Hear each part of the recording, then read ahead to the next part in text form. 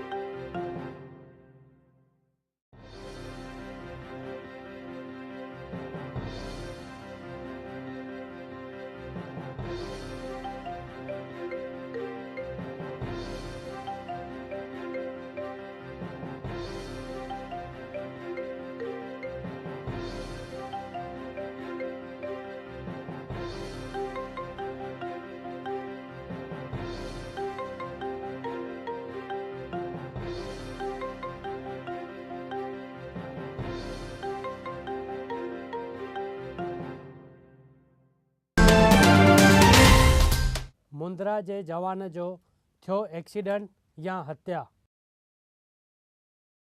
Bhuj Mundra road जे सेडाणा road ते हिकु जवान जी हत्या खे एक्सीडेंट जो रूप ॾियण जी कोशिश करण में आई आहे। चवण में अचे थो त हिन जवान जी बाइक सां जीप जो एक्सीडेंट करे हथियारनि सां मारियो वियो आहे। जवान जे घर वारनि एक्सीडेंट जो केस न पर हत्या जो केस दर्ज करण लाइ पुलिस खे चयो आहे। पुलिस तपास शुरू कई आहे।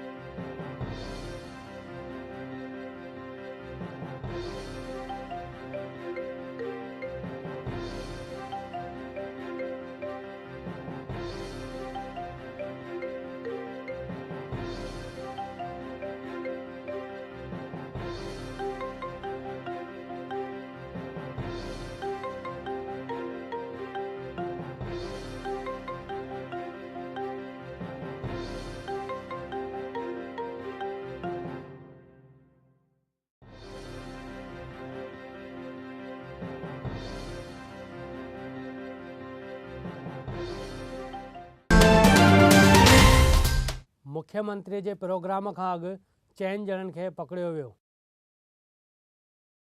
कल्ह मुख्यमंत्री जे कच्छ दौरे में विरोध जे शक में कांग्रेस पार्टीअ जे 3 औरतुनि समेत 4 ॼणनि खे पकड़े करे नज़र क़ैद करण में आयो हो। जिला महिला सेल जी उप प्रमुख, नगर सेविका, जिला कांग्रेस प्रवक्ता, भुज कांग्रेस महिला कार्यकर्ता ऐं कच्छ लघुमती सेल जे रफ़ीक मारा खे नज़र क़ैद करण में आयो हो।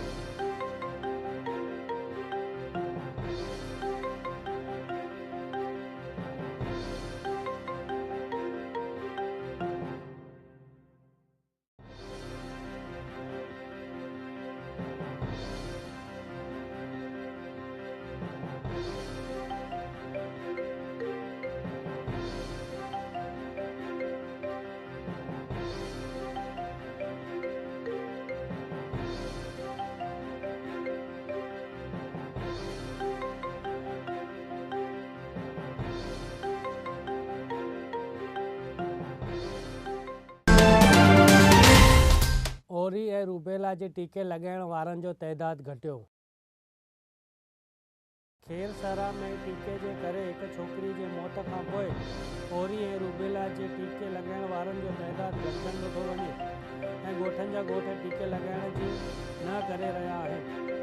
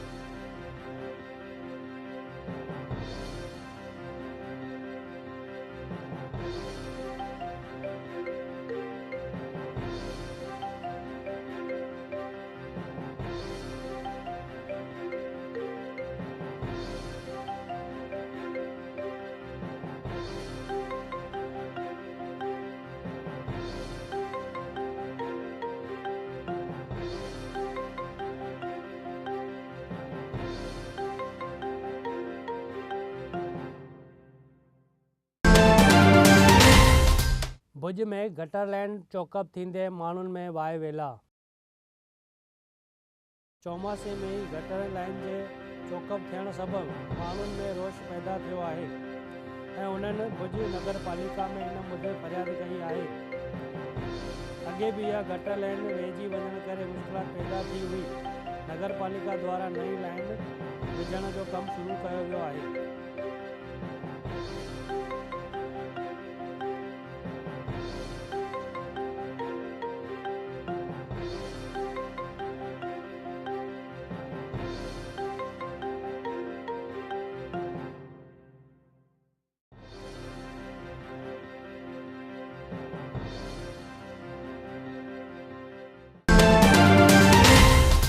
औरतुनि जूं मनपसंद पानी पकौड़ियूं थींदियूं बंदि। बड़ौदा शहर में बीमारी फैलजण जे करे पानी पकौड़ीअ ते बंदिश विझण में आई आहे। राज्य जे ॿियनि शहरनि में बीमारियूं न फैलजनि उते बि बंदिश विझण में ईंदी, ईअं राज्य मंत्री कुमार कानाणी चयो आहे। पकौड़ियुनि जे करे बीमारियूं फैलजनि थियूं ऐं फूड ड्रग्स विभाग वारनि पकौड़ियुनि जा सैंपल खणी जांच लाइ मोकिलिया आहिनि।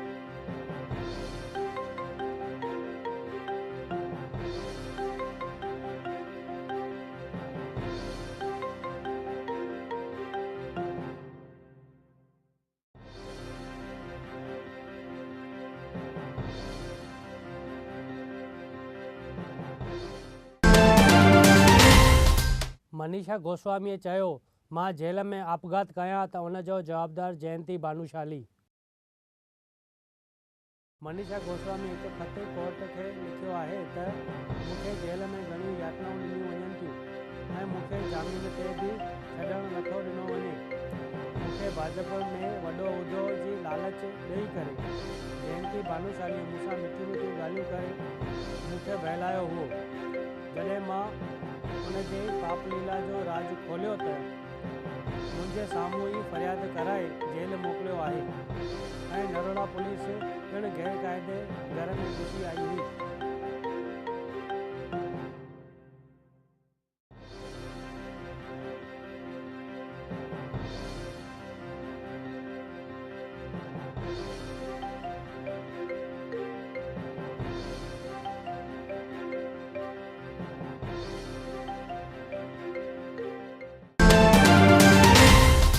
कल्ह चंड 1 कलाक ऐं 43 मिंट लिकल रहियो।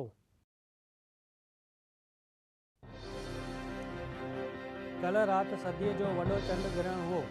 लॻभॻि 3 कलाक ऐं 44 मिंट ग्रहण हलियो। सुबुह जो 3:49 जॾहिं सूरज ऐं चंड जे विच मां धरती हटी त चंड ग्रहण पूरो थियो।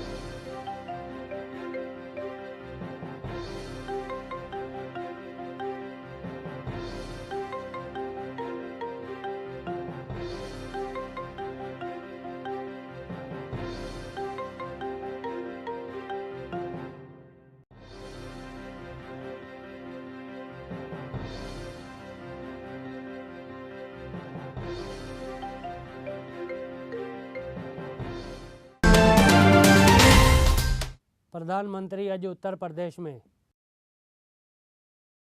प्रधानमंत्री मोदी अज 2 ॾींहंनि जे दौरे ते लखनऊ पहुतो। प्रधानमंत्री जो इहो महीने में 5हों दौरो आहे। उत्तर प्रदेश में मोदी 64,000 करोड़ रुपयनि जी योजनाउनि जो लोकार्पण कंदो ऐं शिलान्यास बि रखंदो। हिन मौक़े ते 100 शहरनि जे मेयरनि सूधो 1400 खां बि वधीक महिमाननि खे संबोधित कंदो।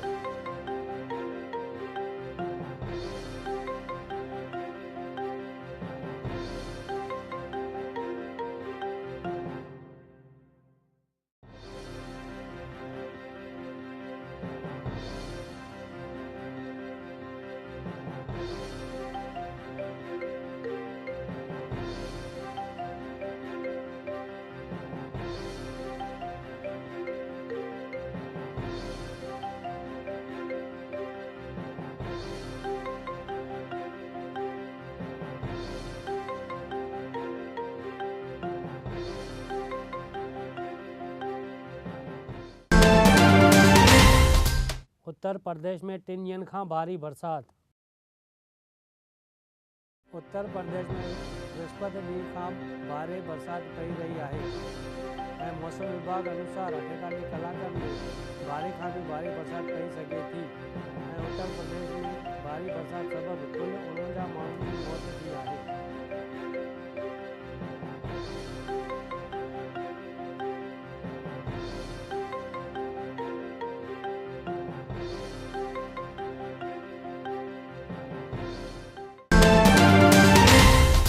धरतीअ जो भॻवानु हड़ताल ते।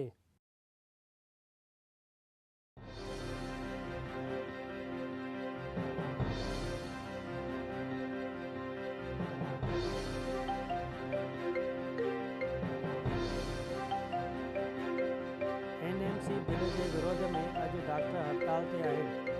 हड़ताल जे करे OPD बंदि रहंदे दर्दियुनि खे मुश्किलात जो सामनो करणो पियो आहे, पर इमरजेंसी सेवाऊं चालू आहिनि। NMC बिल जे करे ग़रीब ऐं पिछड़ियल जे लाइ डॉक्टर पढ़ाई मुश्किल थी वेंदी। इन जे लाइ डॉक्टर 1 ॾींहं जी हड़ताल ते लथल आहिनि।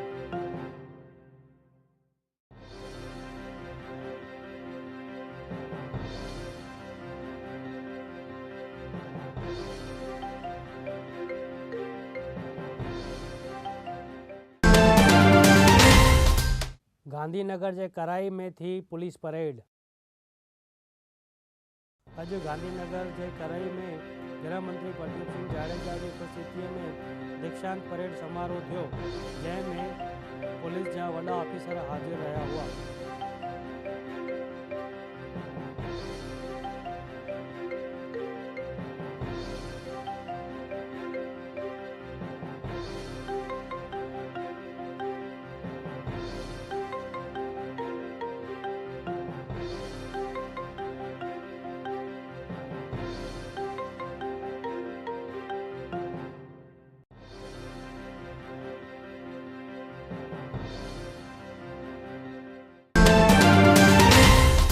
मुख्यमंत्री अॼु राजकोट में।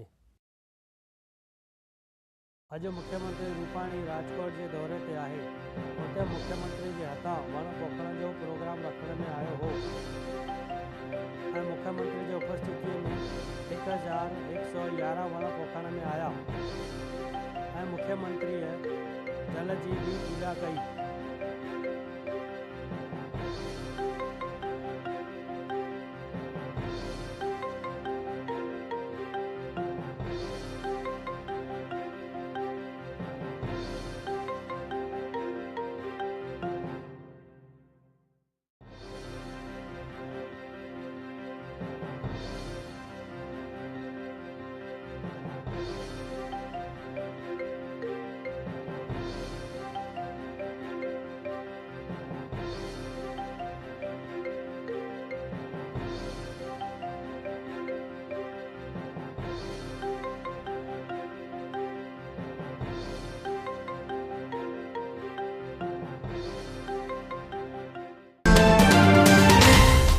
ट्रांसपोर्टरनि जी हड़ताल ख़त्म।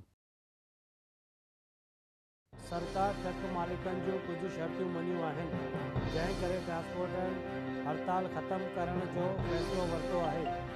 8 ॾींहनि खां पोइ ट्रांसपोर्टनि जे खुलण जे करे वापारियुनि में ख़ुशीअ जी लहर आहे।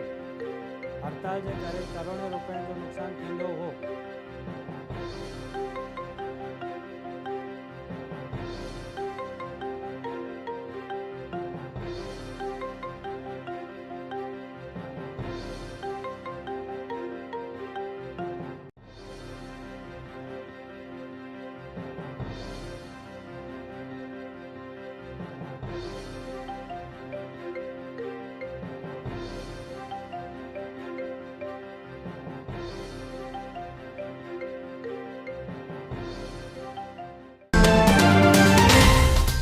जामनगर में पाणीपुरीअ जे धंधे कंदड़ ते रेड। जामनगर जे महानगर पालिका जे फूड अधिकारियुनि पाणीपुरीअ जे वापारियुनि वटि रेड विधी आहे। हिकु हंधा 2 किलो खां बि वधीक जे ख़राब पाणीपुरीअ जो जथो नाश करण में आयो आहे।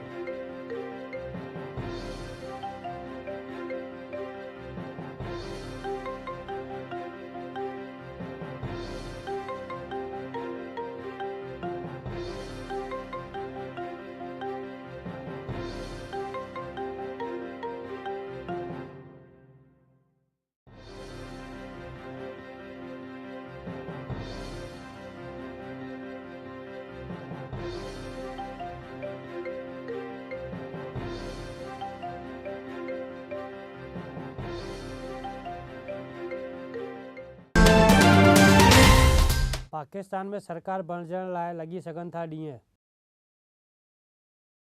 पाकिस्तान में 116 सीटूं खणी करे तहरीक-ए-इंसाफ़ पार्टी सभ खां वॾी पार्टी बणी आहे ऐं अञा उनखे 16 सांसदनि जी ज़रूरत आहे। पर तहरीक-ए-इंसाफ़ जे वॾे इमरान ख़ान जो दावो आहे त हिनखे 161 सांसदनि जो साथ आहे।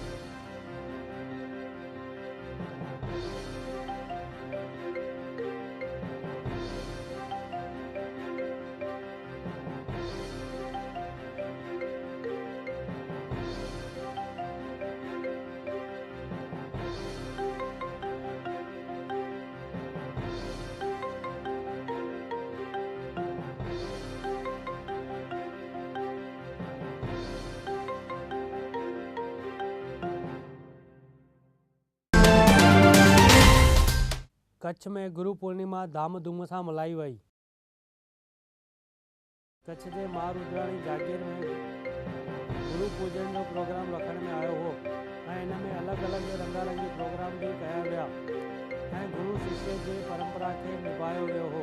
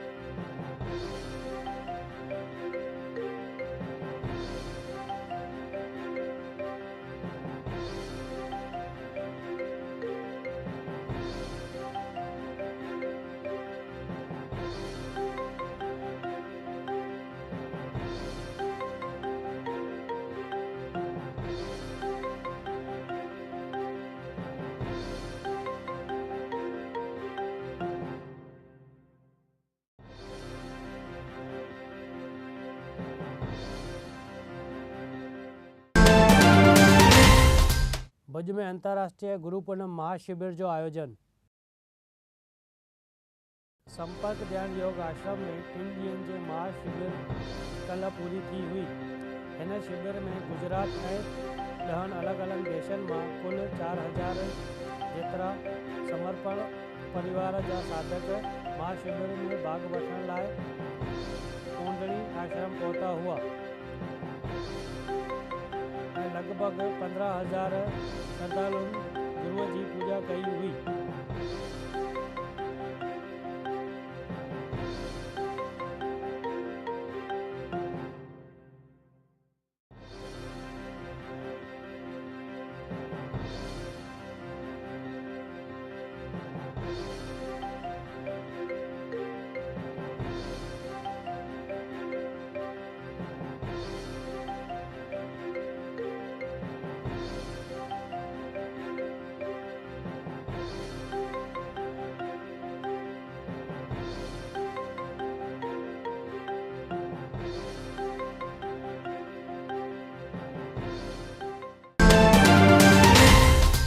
बड़ौदा में भी गुरु पूर्णिमा धामधूम सां मल्हाई वई।